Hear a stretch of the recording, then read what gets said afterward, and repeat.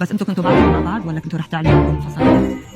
ما احنا عرفنا انفصلنا. ليه؟ لانه كنا منا فاهمين.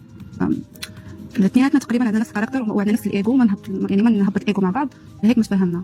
قررنا انه معصب زياده هو من ورا هيك الشغله؟ ممكن هو اصلا كان مضغوط في شغلات برا الفيلا وعلاقته معي، وكان حس حاله انه مضغوط، كان كذا مره بيحكي مع شباب وهيك. بس برايكم بسبب الضغوطات اللي عم تحكي عنها منال، يعني كان مضغوط كثير، عمل مراد هالردة الفعل العنيفه؟ اكيد لانه منه انسان يعني همجي ولا انسان اللي يرحل. مضبوط انه انسان. ايه وبالعكس انسان طيب، انسان حنون، يتقبل الناس، يحب الناس، وانسان محبوب.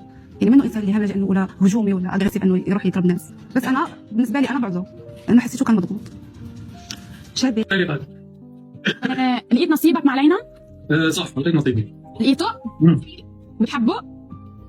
ايه اكيد.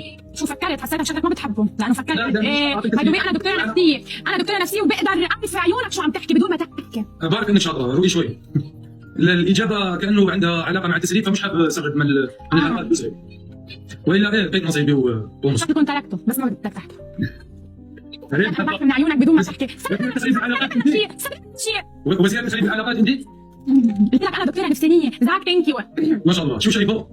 شايفتك انت حاليا بس باي ذا واي انت من بعد ما تخليت عن هيدا الشيء حتصير نفسيتك احلى واحلى، لا لا يا شيخ. وحتلاقي نصيب احلى من هيدا النصيب اللي انت لقيته.